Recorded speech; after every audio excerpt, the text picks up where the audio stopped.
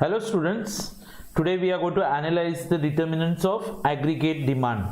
Children, this is the topic that we were discussing for the last two lectures. We spoke about what is the meaning of effective demand. अच्छा, then I told you separately about what is aggregate supply. फिर हमने aggregate demand के बारे में देखा था.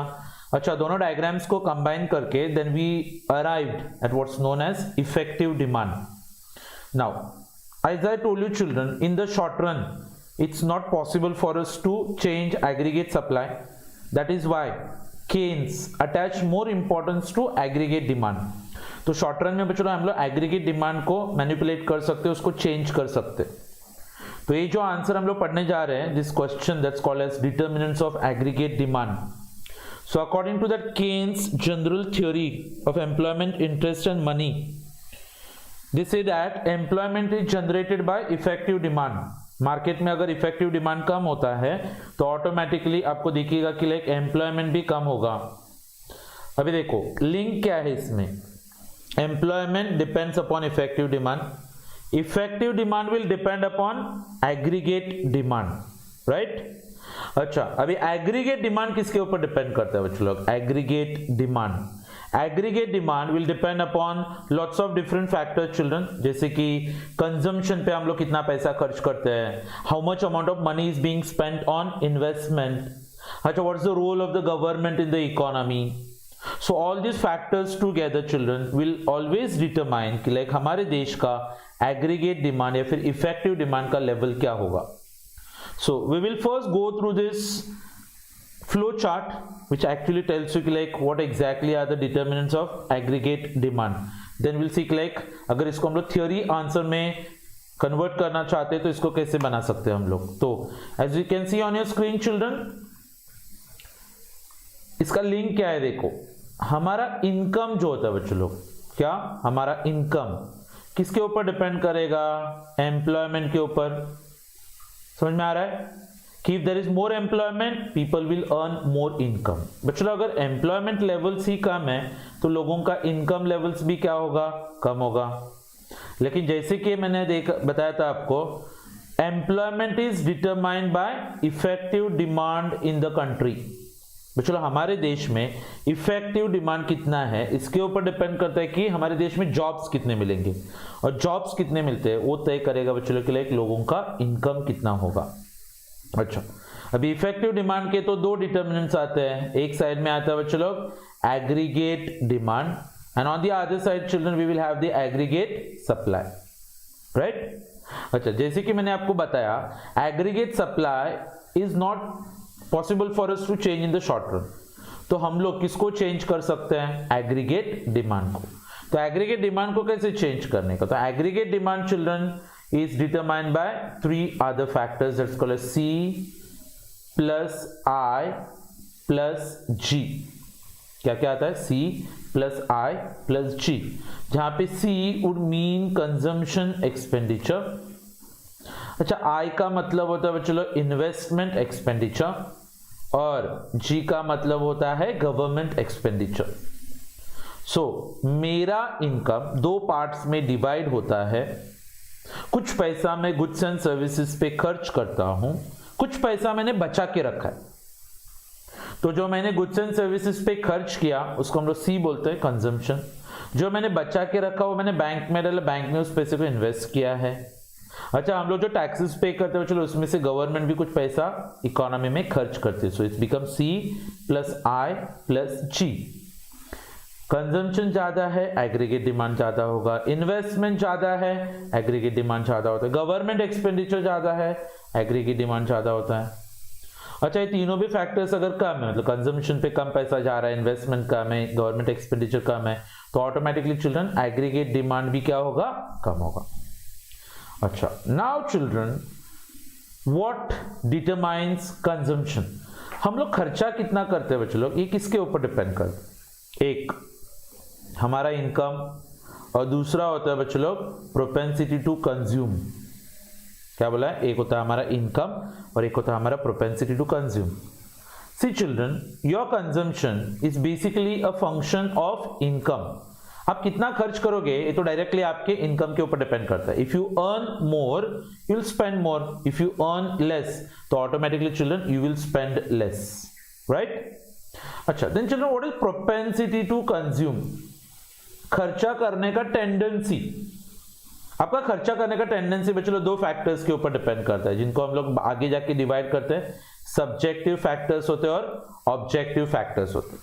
खर्चा कितना करेंगे बच्चों लोग, जैसे कि लोगों को सेविंग का आदत है क्या, इसके ऊपर डिपेंड करेगा खर्चा. अच्छा, मैं फ्यूचर के बारे में क्या सोचता हूं, मैं इंडिपेंडेंट बनना चाहता हूं फ्यूचर में, तो मैं अभी खर्चा क्या करूंगा, कम करूंगा, ताकि मैं पैसा संभाल के रखूं और फ्यूचर में सेटल होना है मुझे. अच्छा, सपोज फॉर एग्जांपल चिल्ड्रन मुझे फ्यूचर में जाके कुछ इन्वेस्टमेंट्स करने, तो अभी हम लोग बचा के रखते हैं. अच्छा, इमेजिन करना चिल्ड्रन कि आपने बहुत सारा पैसा इनहेरिट किया है पेरेंट्स से, तो हम लोग अभी पैसा बचा के रखते नहीं, हम लोग जो कमाते हो खर्चा भी कर सकते हैं. ऐसे बहुत सारे फैक्टर्स होते हैं चिल्ड्रन जो डिटरमाइन करेंगे कि आपका खर्चा कितना होगा. तो we have got subjective factors which change from person to person, and we have got objective factor children, जहां पे फॉर एग्जांपल के लाइक सब्जेक्ट में place to place, time to time बोलते हैं, ऑब्जेक्टिव में will be talking about from person to person. In a similar way children the question arises कि like investment किसके ऊपर डिपेंड करता है.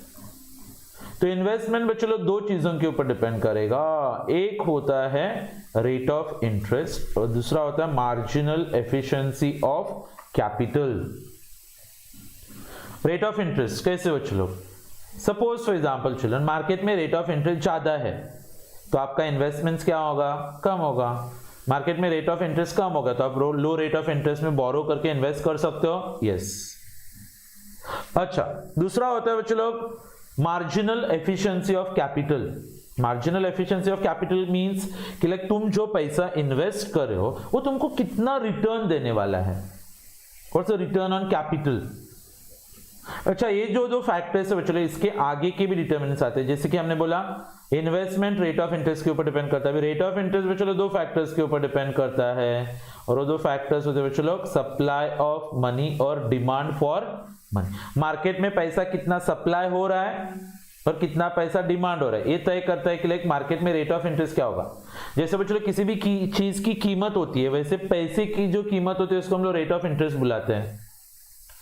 Suppose for example children like supply of money is very high, demand is less, so rate of interest will be less. Demand for money is very high, supply is less, so rate of interest will automatically increase. अच्छा, अभी सवाल ये आता है कि like supply of money तो कौन handle करता है बच्चों लोग, it's totally handled by reserve bank of India. Supply of money is entirely handled by reserve bank of India. तो वो तो हमारे हाथ में नहीं होता है बच्चों लोग. हाँ, लेकिन पब्लिक के हाथ में क्या आता है बच्चों लोग, demand for money will be with the public.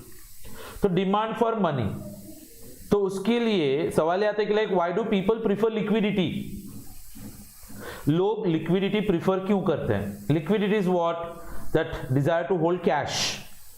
तो ज्यादातर लोग अपने पास लिक्विडिटी तीन रीजंस की वजह से रखते हैं और उसमें से बाहर निकलते बच्चों लोग तीन मोटिव्स. और वो तीन मोटिव्स होते क्या है. फर्स्ट वन चिल्ड्रन, लोगों को पैसे की जरूरत है क्योंकि उनको ट्रांजैक्शंस करने होते हैं. बच्चों लोग मुझे पैसा क्यों लगता है, क्योंकि मुझे खर्चा करना है बच्चों मतलब डे टू डे का. मुझे अपने बिल्स पे करने होते हैं, मुझे ट्रैवल करना होता है बच्चों, मुझे अपना मोबाइल रिचार्ज करना होता है, मुझे अपना रेंट पे करना है, बच्चों के स्कूल फीस पे करना है. ये जो ट्रांजैक्शंस होते हैं, so people always demand money because they want to carry out day to day transactions. अच्छा, लेकिन कुछ लोग ऐसे भी होते हैं जो अपने पास कुछ पैसा प्रिकॉशन करके रखते हैं. Precaution, now what is that, कि बच्चों लोग फ्यूचर जो होता है ना, फ्यूचर वो गारंटीड नहीं होता है, वो सर्टन नहीं होता है. It's very risky, it's uncertain. Future में क्या होगा, फ्यूचर में कौन कौन से अनफॉर्सिन कॉन्टिंजेंसीज होते हैं, we are not aware of that. So people generally keep aside some money so that they can keep it for precaution in the future. जैसे कि आपको लगता है कि हाँ, अगर 2 महीने के बाद, अभी देखो कोविड के टाइम पे बहुत सारे लोगों की जॉब्स चले गए, बहुत सारे लोगों की सैलरी चालू नहीं है, तो जिन लोगों को आदत रहता है ना कि थोड़ा थोड़ा पैसा साइड में करके रखने का, वो लोग इस टाइम पे बहुत अच्छे से हैंडल करते रहेंगे. अभी इस कोविड ने हम लोग को एक सबक दिया बच्चों, तो फ्यूचर में लोगों को एक आदत रहेगा कि थोड़ा पैसा बचा के रखने का. अगर ऐसा कुछ इमरजेंसी सिचुएशन आता है तो आप वो पैसा यूज कर सकते हो. किसी को लगता है कि हाँ 2-3 साल के बाद बेटी की शादी करानी है तो अभी से खर्चा थोड़ा कम करके थोड़ा पैसा साइड में करके रखो। किसी को लगता है कि लाइक नेक्स्ट टाइम मेरा बच्चा 10th स्टैंडर्ड अपीयर करेगा, अच्छे से क्लासेस में डालना पड़ेगा, उसको फीस लगेगा, अभी से थोड़ा पैसा साइड में रखना चालू कर दिया है। बच्चों लोग ये होता है। कभी किसी को लगता है कि कोई बीमार वगैरह हो गया तो that's all known as precautionary motive. और एक होता है बच्चों लोग जिसको हम लोग बुलाते हैं स्पेक्यूलेटिव मोटिव। स्पेक्यूलेशन का मतलब क्या होता है बच्चों लोग? जनरली हम लोग क्या करते हैं, पैसे में से पैसा कमाना चाहते हैं। जैसे कि मैंने शेयर्स खरीदे सस्ते में और जब उसका प्राइस बढ़ा तो मैंने शेयर्स को मार्केट में बेच के प्रॉफिट कमाया, तो that is speculative motive. Buying the shares at a lower price and selling them at a higher price, thus making some profit. कुछ लोग पैसा अपने पास होल्ड करके रखते हैं या फिर एफडी बना के रखते हैं क्योंकि हम लोग को पता है उसका प्राइस बढ़ेगा फ्यूचर में। That's basically known. तो लोग 3 रीजंस की वजह से पैसा डिमांड करते हैं। एक होता है ट्रांजैक्शन मोटिव, एक होता है प्रिकॉशन मोटिव और तीसरा होता है बच्चों लोग स्पेक्यूलेटिव मोटिव। अच्छा, finally children, marginal efficiency of capital जो होता है वो 2 चीजों के ऊपर डिपेंड करेगा कि आपको कैपिटल के ऊपर कितना रिटर्न मिल रहा है। It is determined by what? So we got 2 determinant children here. The marginal efficiency of capital is determined by prospective yield and supply price of capital. Prospective yield मतलब अगर मैं एक पर्टिकुलर फील्ड में invest कर रहा हूं तो मुझे क्या लगता है कि वो फील्ड मुझे कितना रिटर्न दे सकता है। 10%, तो 10% बच्चों लोग ये प्रोस्पेक्टिव यील्ड होता है। लेकिन ये पूरा 10% आपका प्रॉफिट होगा क्या? नहीं। क्यों बताओ? क्योंकि आपने मार्केट से पैसा बोरो भी तो किया रहेगा। तो we have got what is called supply price of capital. क्या आता है? Supply price of. Supply price of capital का मतलब क्या होता है कि मैंने इन्वेस्टमेंट करके उसमें से 10% रिटर्न कमाया, लेकिन मैंने एक लोन लिया बिजनेस के लिए, उसके लिए मुझे 8% इंटरेस्ट रेट पे करना पड़ता है। कितना? 8%। तो आपका मार्जिनल एफिशिएंसी ऑफ कैपिटल कितना हो गया फिर? 2%, क्योंकि वो आपका प्रॉफिट होगा। सो ये सब फैक्टर्स मिला के डिसाइड करते हैं बच्चों लोग कि आपका इफेक्टिव डिमांड कितना होता है। Once again you can have a look, income is determined by employment, employment by effective. Effective demand aggregate demand और aggregate supply. Aggregate supply short run में बदलता नहीं है, इसलिए एग्रीगेट डिमांड। एग्रीगेट डिमांड बच्चों लोग का फॉर्मूला क्या? C + I + G। कंजम्पशन आपकी इनकम और प्रोपेंसिटी टू कंज्यूम के ऊपर डिपेंड करता है। आपका खर्चा करने का टेंडेंसी, सब्जेक्टिव फैक्टर्स और ऑब्जेक्टिव। इन्वेस्टमेंट 2 चीजों के ऊपर, rate of interest and marginal efficiency of capital. Rate of interest किसके ऊपर? Supply of money and demand for money. Demand for money on liquidity preference, that is transaction, precaution and speculative mode. Marginal efficiency of capital आपको कितना मिलेगा plus आप कितना pay करते हो। So prospective yield minus supply price और supply price minus prospective yield, that's it. Clear? अब इसी को अगर हम लोग एक थ्योरी के आंसर के जैसे बनाते हैं तो you can actually form an answer which will be actually carrying 8 to 10 marks as such, you can say children. So कैसे इसके पॉइंट्स बनते देखो, आप डायरेक्टली पॉइंट्स को रिफर कर सकते हो। जैसे सबसे पहले बच्चों लोग आपका टोटल इनकम किसके ऊपर डिपेंड करता है? एम्प्लॉयमेंट। अच्छा, एम्प्लॉयमेंट किसके ऊपर डिपेंड करता है? Effective demand. अच्छा, effective demand is the equilibrium point between aggregate demand and aggregate supply. वो हमने आगे लिखा है यहाँ पे। Effective demand is determined by the intersection of aggregate demand and aggregate supply. अच्छा, अभी अगर हम लोग अज्यूम करें कि एग्रीगेट सप्लाई दिया हुआ है, ठीक है, so then employment will be determined only by aggregate demand. अभी एग्रीगेट डिमांड किसके ऊपर डिपेंड करता है? तो 3 चीजें बच्चों लोग, एक कंजम्पशन, दूसरा है इन्वेस्टमेंट और तीसरा है गवर्नमेंट एक्सपेंडिचर। ये जो पॉइंट्स हाईलाइटेड दिख रहे हैं ना बच्चों लोग, ये एग्रीगेट डिमांड का फॉर्मूला होता है C + I + G। Again I am telling you that's consumption plus investment plus government expenditure. अच्छा, अब ये तीनों को हम लोग बाइफरकेट करते हैं। जरा पहले देखेंगे कि कंजम्पशन किसके ऊपर डिपेंड करता है। So consumption expenditure depends upon income and propensity to consume. और प्रोपेंसिटी टू कंज्यूम किसके ऊपर डिपेंड करता है बच्चों लोग? Upon subjective and objective factors. अच्छा, दूसरा वाला पॉइंट क्या था बच्चों लोग यहाँ पे? इन्वेस्टमेंट। तो investment depends upon rate of interest and marginal efficiency of capital. अभी सवाल आता है कि लाइक इंटरेस्ट रेट किसके ऊपर डिपेंड करता है? तो वो आगे लिखना है आपको। Interest rate depends upon supply and demand for money. अच्छा, सप्लाई ऑफ मनी कौन डिटरमाइन करता है? आरबीआई। तो demand for money will be determined by 3 motives, एक ट्रांजैक्शन मोटिव, दूसरा होता है बच्चों precaution motive, and the third one is known as speculative motive. अच्छा, दूसरा पॉइंट क्या था बच्चों लोग यहाँ पे? The marginal efficiency of capital. 2 factors के ऊपर डिपेंड करता है, एक जिसको मैंने नाम दिया था बच्चों लोग prospective yield, that is expected rate of profit, जैसे कि 10%, और दूसरा होता है बच्चों लोग सप्लाई प्राइस ऑफ कैपिटल, मतलब कॉस्ट ऑफ कैपिटल, आपने कितना कॉस्ट पे किया है प्लस आपको कितना मिलने वाला है। ठीक है। अच्छा, अभी जो फॉर्मूला था बच्चों एज आई सेड कि like aggregate demand is equal to C plus I plus G, तो उसमें C is for consumption, I is for investment and G is for government expenditure. अभी हम लोग गवर्नमेंट एक्सपेंडिचर को autonomous मानते हैं। Autonomous मतलब for example it will be determined by the government, we can not determine that. ठीक है।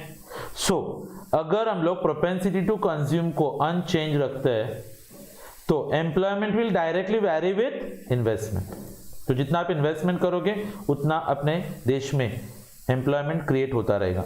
सो investment will give rise to rise with a fall in the rate of interest or rise in the marginal efficiency of capital। Investment बच्चे लोग किसके ऊपर depend करता है? Interest rate कम हुआ तो इन्वेस्टमेंट बढ़ेगा, या फिर मार्जिनल एफिशिएंसी ऑफ कैपिटल बढ़ गया तो भी आपका इन्वेस्टमेंट बढ़ जाएगा बच्चों लोग।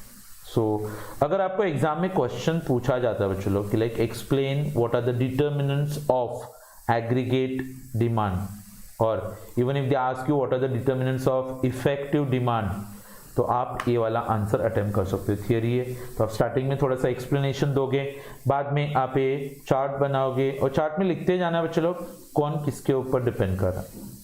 जैसे कि मैंने आपको अभी रीड करके दिखाया था एंटायरली चिल्ड्रन, अभी नीचे का एक्सप्लेनेशन सेम टू सेम वही था। Okay, so children we have just packed up with our 6th chapter that is effective demand. 7th वाला चैप्टर जो हम लोग पढ़ने वाले हैं नेक्स्ट लेक्चर में that is consumption function, right? So slowly children we are moving ahead with the portion. Hope so you all are also listening to the lectures। बाद में सुनूंगा ऐसा बोल के ये सब जमा करके मत रखना, अभी अभी थोड़ा थोड़ा आप सुनोगे तो एग्जाम के टाइम पे आपको ये सब आसान जाएगा। Okay, so thank you very much for today, bye everyone, take care, see you in the next lecture.